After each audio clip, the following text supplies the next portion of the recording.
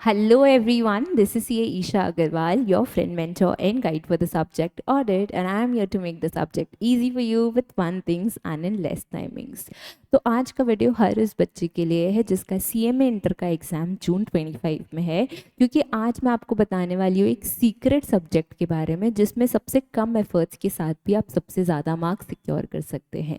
जी हाँ, आपने एकदम करेक्ट सुना, सबसे कम एफर्ट्स के साथ भी आप इसमें सबसे ज़्यादा मार्क्स सिक्योर कर सकते हैं। एंड ये सिर्फ मैं नहीं कह रही, मेरे प्रीवियस बैच के जितने भी स्टूडेंट्स थे उनका भी मुझे यही रिव्यू और यही फीडबैक मिला कि मैम इस पेपर में एग्जेम्पशन सिक्योर करना बहुत आसान हो जाता है। तो मैं बात कर रही हूँ सब्जेक्ट ऑडिट की। अगर आपको पता हो, आपके ग्रुप 2 में एक पेपर है, paper 10 corporate accounting and auditing का, जिसमें कॉर्पोरेट अकाउंटिंग का आता है आपका 50 मार्क का क्वेश्चन एंड ऑडिटिंग का आता है आपका 50 मार्क का क्वेश्चन। अब ऑडिटिंग का सिलेबस इतना छोटा है, इतना कंटेंट कम है कि यहाँ पे आप सबसे कम मेहनत के साथ भी आराम से 40-45 सिक्योर कर सकते हैं। यानी this paper is a pure gold for you if you are attempting CMA inter. And इसीलिए आज की वीडियो में मैं आपको बताने वाली हूँ कैसे आप इस सब्जेक्ट को स्ट्रैटेजिकली प्लान कर सकते हैं, कैसे आप इस सब्जेक्ट को स्ट्रैटेजाइज कर सकते हैं, जहाँ पे कम से कम मेहनत के साथ भी आप आराम से 40-45 सिक्योर कर सकते हैं। सबसे पहले बात करते हैं सिलेबस ऑफ दिस सब्जेक्ट की, यानी इस सब्जेक्ट में हमें क्या पढ़ना है। तो जहाँ बाकी सब्जेक्ट्स में आपको 5, 10, 15, 20 चैप्टर पढ़ने हैं, इस सब्जेक्ट में आपको पढ़ना है सिर्फ 3 चैप्टर, सिर्फ 3 चैप्टर। तो आप सिलेबस सुन के ही समझ गए होंगे कि भैया सब्जेक्ट कितना इजी है। सिर्फ 3 चैप्टर्स आपको पढ़ने हैं, जिसमें सबसे पहला चैप्टर है प्रोविजंस अंडर कंपनीज एक्ट, दूसरा है audit of different types of entities and तीसरा है basics of auditing. Only 3 chapters are to be studied. और इंस्टीट्यूट ने आपके लिए वेटेज एनालिसिस भी दे रखा है, यानी उसने पहले से ही बता रखा है कि वो कौन से चैप्टर से कितना क्वेश्चंस पूछने वाला है, कितने मार्क्स के क्वेश्चंस पूछने वाला है। यानी इंस्टीट्यूट ने आपको पहले से ही ABC एनालिसिस करके भी दे दिया है। तो प्रोविजंस अंडर कंपनीज एक्ट से आते हैं 30 मार्क्स के question, audit of different kinds of undertaking से आते हैं 10 मार्क्स के question and basics of auditing से आते हैं 10 मार्क के क्वेश्चन। तो आप ये वेटेज देख के समझ गए होंगे आपको ज़्यादा फोकस करना है प्रोविजंस अंडर कंपनीज एक्ट पे, एंड उसके बाद आपका फोकस डिवाइड होना चाहिए बाकी 2 चैप्टर्स पे। तो मैम और क्या चाहिए, सिलेबस भी छोटा, वेटेज भी बता दिया, क्वेश्चंस भी कहाँ से पूछने वाले हैं ये भी बता दिया, तो अब मैम और क्या चाहिए। अब तो हम आराम से इसमें मार्क्स स्कोर कर सकते हैं। And let me tell you इस सब्जेक्ट से इतने डायरेक्ट क्वेश्चंस आते हैं, इतने आसान क्वेश्चंस आते हैं कि आप आराम से, अगर आप अच्छे से पढ़ के जा रहे हो तो आप आराम से इसमें फुल मार्क्स सिक्योर कर सकते हैं। आराम से सारे डिस्क्रिप्टिव क्वेश्चंस में 7 out of 7, 8 out of 8 secure कर सकते हैं। तो मैम कैसे पढ़ना चाहिए हमें ये सब्जेक्ट ताकि हम 40-45 सिक्योर कर पाए। तो सबसे पहले बात करते हैं क्लासेस की। अगर आपने क्लासेस ले रखी है और उसको कंप्लीट कर लिया है तो बहुत अच्छी बात है। दूसरा, अगर आपने क्लासेस ली है बट कंप्लीट नहीं की है तो ट्राई करिए अप्रैल में क्लासेस कंप्लीट कर लिए। अप्रैल से ज़्यादा आपकी क्लासेस नहीं एक्सटेंड होनी चाहिए। तीसरा, अगर आपने क्लासेस नहीं ली है और सोच रहे हैं क्लासेस लेने का, तो आप हमारा CMA inter subscription course check out कर सकते हैं, क्योंकि हमारा जो इंटायर कंटेंट है वो सिर्फ हमने 60 आवर्स में कवर किया है। तो आपको CMA इंटर सब्सक्रिप्शन कोर्स के द्वारा 30 डेज़ का एक्सेस मिलता है, एंड इन 30 डेज़ में आई एम वेरी श्योर आप 60 आवर्स की लेक्चर्स आराम से एक्सेस कर सकते हैं।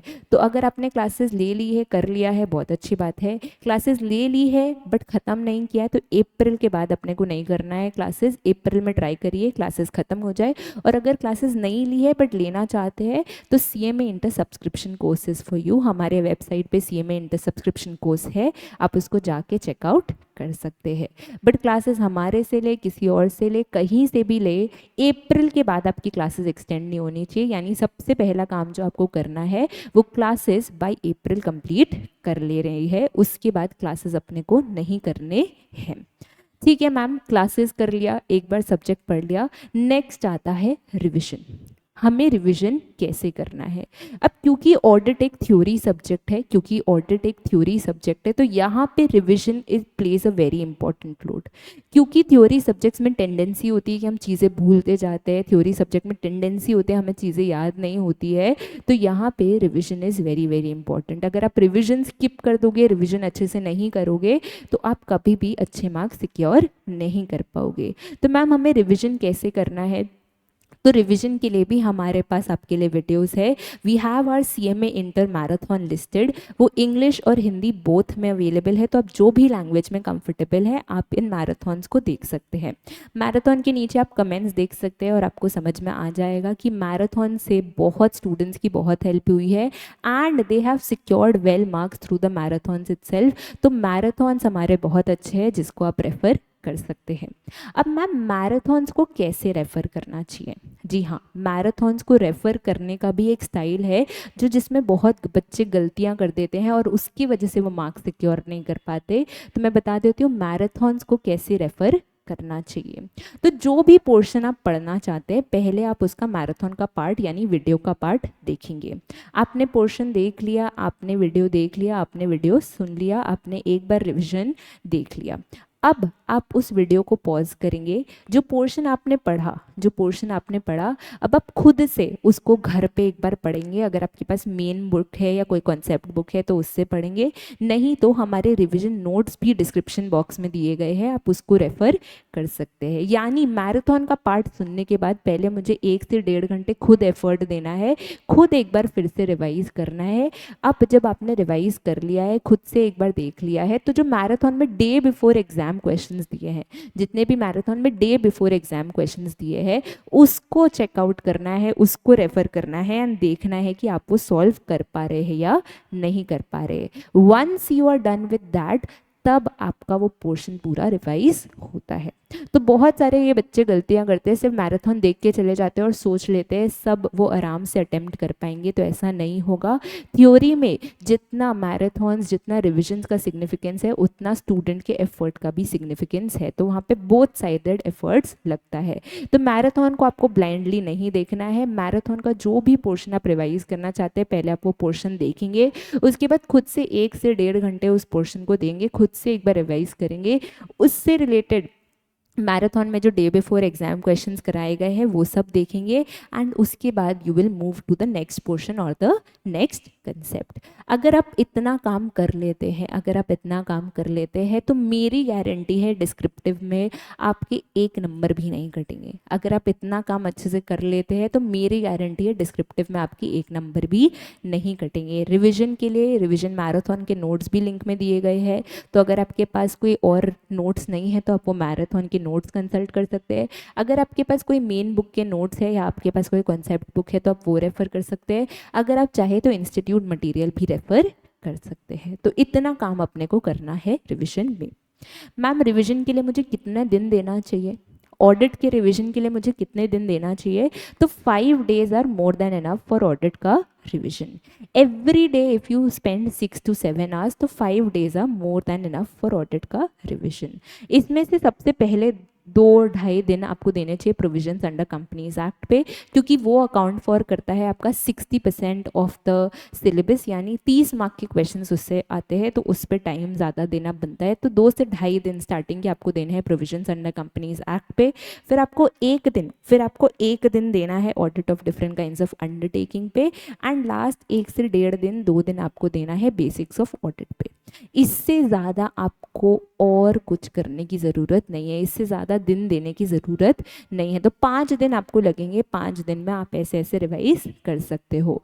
डिटेल्ड रिविजन वीडियो और detailed revision planner is also uploaded on the channel, तो अगर आप चाहे तो उसको भी जाके पूरा समझ सकते हैं कैसे कैसे रिवाइज करना है। वरना अगर ब्रीफ में बताऊँ तो स्टार्टिंग के दिन आपको देने हैं 2 से 2.5 दिन आपको देने हैं कंपनीज एक्ट को, फिर आपको पकड़ना है audit of different types of entities, and फिर आपको करना है बेसिक्स ऑफ ऑडिटिंग।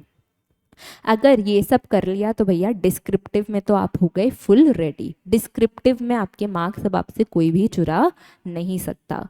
बट जैसा कि आपको पता है डिस्क्रिप्टिव के अलावा जैसा कि आपको पता है डिस्क्रिप्टिव के अलावा आपके पेपर में 30 मार्क का एमसीक्यू भी आता है। कितने मार्क का? 30 मार्क्स का, जिसमें से 16 मार्क्स का एमसीक्यू ऑडिट से आता है एंड 14 मार्क का एमसीक्यूज कॉर्पोरेट अकाउंटिंग से आता है। कितना आता है? 30 मार्क्स का एमसीक्यूज में 16 मार्क्स का एमसीक्यू आपका ऑडिट से आता है एंड 14 मार्क्स का कॉर्पोरेट अकाउंटिंग से। तो मैम इन एमसीक्यूज के लिए आपको क्या करना है? तो इन एमसीक्यूज के लिए भी आपको कुछ नहीं करना है, हमारा एमसीक्यू मैराथन अपलोडेड है चैनल पे, आपको सिर्फ वही देखना है।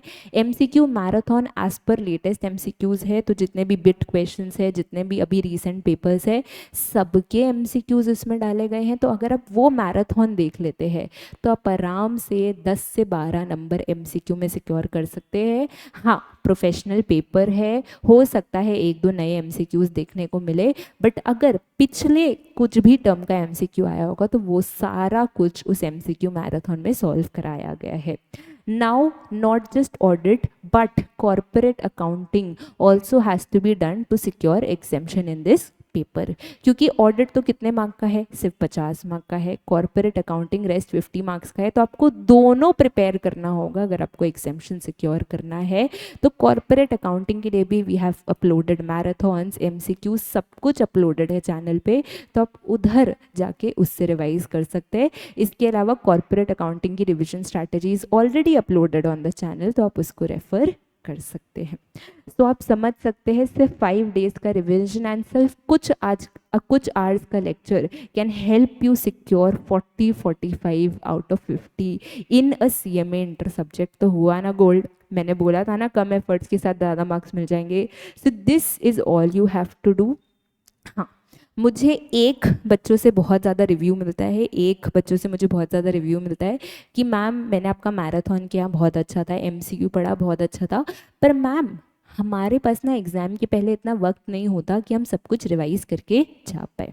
हमारे पास इतना वक्त नहीं होता एग्ज़ाम के पहले कि हम सब कुछ रिवाइज़ करके जा पाए, क्योंकि हमारे पास हाफ टू 1 डे होता है जिसमें हमें कॉर्पोरेट अकाउंटिंग भी प्रैक्टिस करना है, ऑडिटिंग भी करना है। और कॉर्पोरेट अकाउंटिंग का आप सिलेबस जानते हैं कितना एक्सटेंसिव है, तो अच्छा होता अगर आप हमें डे बिफोर एग्ज़ाम रिविजन दे देते जहाँ पे आप सिर्फ इंपॉर्टेंट टॉपिक्स रिवाइज करवाए। अच्छा होता अगर आप एक डे बिफोर एग्ज़ाम रिवीजन दे देते जिसमें आप सिर्फ इंपॉर्टेंट टॉपिक्स रिवाइज कराए। तो अगर आपको ऐसा लगता है मुझे एक डे बिफोर एग्ज़ाम रिवीजन आपको करवाना चाहिए, उसका वीडियो देना चाहिए, तो डू कमेंट डाउन बिलो। अगर कमेंट्स आए कि हाँ डे बिफोर एग्ज़ाम रिवीजन की ज़रूरत है, तो we will bring a day before exam revision for you, जहाँ पे हम जितने भी इंपॉर्टेंट टॉपिक्स है उसको कम से कम टाइम में कवर करने का ट्राई करेंगे, ताकि एग्ज़ाम के पहले आप वो वीडियो देख के छापें। So that is it from my side. I hope जितनी रिविजन स्ट्रैटेजीज़ की आपको ज़रूरत थी, जितने रिविजन रिसोर्सेज की आपकी ज़रूरत थी, मैंने आपको बताया है। And take it as my guarantee, अगर आप ये सब फॉलो करते हैं तो 40 to 45 आप आराम से आउट ऑफ 50 सिक्योर कर सकते हैं। So that is it from my side, and for more such CMA related content keep following our channel. Thank you.